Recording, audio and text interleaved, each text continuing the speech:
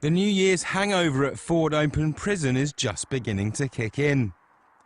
Prisons Minister Crispin Blunt visited Ford today, where yesterday prisoners rioted and started several fires. The minister spoke to various prison officials as well as inmates on his tour of the facility near Arundel. Universally, they are appalled and disgusted by what happened yesterday, and that of course goes for the prisoners who remain here as well. The violent scenes began at around midnight on New Year's Eve after prison officers tried to breathalyse inmates for contraband alcohol. Mr Blunt announced 2 investigations into the incident, a prison service inquiry and a separate criminal investigation.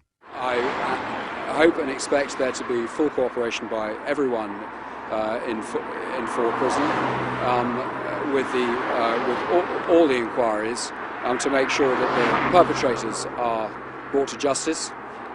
This is a situation that is unprecedented, as I understand, in an open prison, and we must learn the lessons to make sure it does not recur.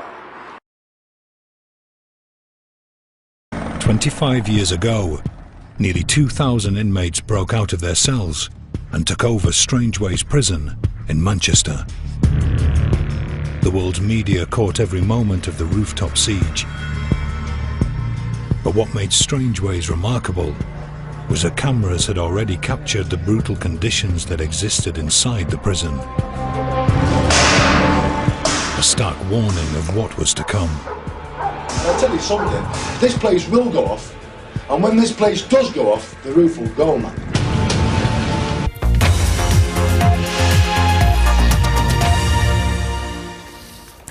Three security guards have been cleared of the manslaughter of a London man who was being deported to Angola. Jimmy Mubenga collapsed and died after being restrained by the 3 employees of G4S on a flight preparing for takeoff at Heathrow 4 years ago. Ben Ando has been in court and joins us from the Old Bailey now. Ben. A difficult job in difficult circumstances. That's how the 3 G4S custody guards described what they had to do in October 2010, when what should have been a routine deportation turned into a tragic loss of life.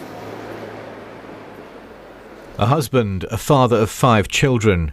Jimmy Mubenga had been in the UK for 16 years when he was ordered to be deported after being convicted of a violent assault. He was taken to Heathrow Airport and put on a British Airways flight to Luanda. At first all was well, but when he started to struggle, the 3 security guards with him handcuffed him and forced his head down to his knees. He was heard to shout, "I can't breathe," and "You're killing me," before going quiet. Half an hour later the alarm was raised, but it was too late. Jimmy Mubenga's heart had stopped and he was dead. The 3 guards, Stuart Trebelnig, Colin Kaler and Terence Hughes, denied manslaughter, claiming they hadn't heard what Mr Mubenga said.